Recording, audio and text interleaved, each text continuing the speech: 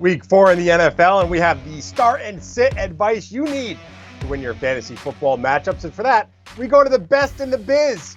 That's Sports Illustrated senior fantasy analyst Michael Fabiano. And Fabs, we're going to run through quarterbacks, running backs, wide receivers, and tight ends. But let's start with the passers. Who are you starting? Who are you sitting? Tom Brady is a virtual must start. I think I only have 5 quarterbacks ranked ahead of him this week. Why? Revenge game at Gillette Stadium against Bill Belichick and the Patriots. And it's a bad matchup on paper, but I'm looking past that because the revenge factor is just too sweet. And then I'm benching Daniel Jones. Now, I liked him last week. He's been pretty good overall this season, averaging over 20 points per game. But he could be down a couple of wide receivers. The offensive line is banged up, and a bad road matchup against the Saints has him on the bench for me. All right, for running backs, you are focusing on 2 second-year rushers in Jonathan Taylor and Damien Harris. Yeah, Jonathan Taylor hasn't even been a top 40 running back in the last 2 weeks. That's crazy to think, but he will bounce back against Miami. They just gave up over 23 fantasy points to Peyton Barber. So imagine what Taylor will do to this defense. And Damien Harris, well, he is on the opposite side of the spectrum in terms of that matchup against the Buccaneers, where Tom Brady should thrive. The ground game in New England will likely be limited. In fact, negative game script could be a problem here for Harris. The Buccaneers have one of the top run defenses in the National Football League, and he does nothing as a pass catcher, so I would fade him this week. All right, let's go over to wide receivers. You have your eyes set on former Giants playmaker Odell Beckham Jr. and current Giants receiver Kenny Golladay.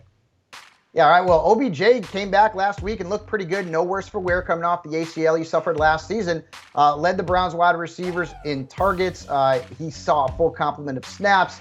And now he's got the Vikings, and they have one of the worst pass defenses in the National Football League. And with Jarvis Landry out, OBJ's a pretty good start this week. He's not elite anymore, folks, but he's still a very good start based on the matchup. And then you mentioned Kenny Golladay. I mean, he's been a real disappointment through 3 weeks for fantasy managers and the New York Giants. I mean, let's be honest, right?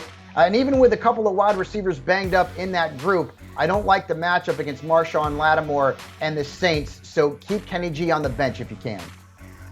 All right, let's wrap it up with tight ends. We know Rob Gronkowski is returning to New England to take on the Patriots, and Mike Gesicki has a matchup with the Colts. Yeah, Rob Gronkowski is right there with Tom Brady in terms of the revenge factor. I think Bruce Arians is going to call up Gronkowski's number often this upcoming Sunday night. I would expect him to get into the end zone. He's a little banged up, so make sure you keep tabs on his status, but Gronkowski should be a very solid start against his former team. And, you know, Mike Gesicki had a couple of stinkers in a row. Then last week, he was targeted a ton by Jacoby Brissett. But don't fall for those numbers. This is a bad matchup against the Indianapolis Colts. They've actually been one of the tougher defenses in the National Football League against tight ends over their last 8 games dating back to last season. So I know tight end's thin. Maybe you have to play Gesicki. I would temper your expectations.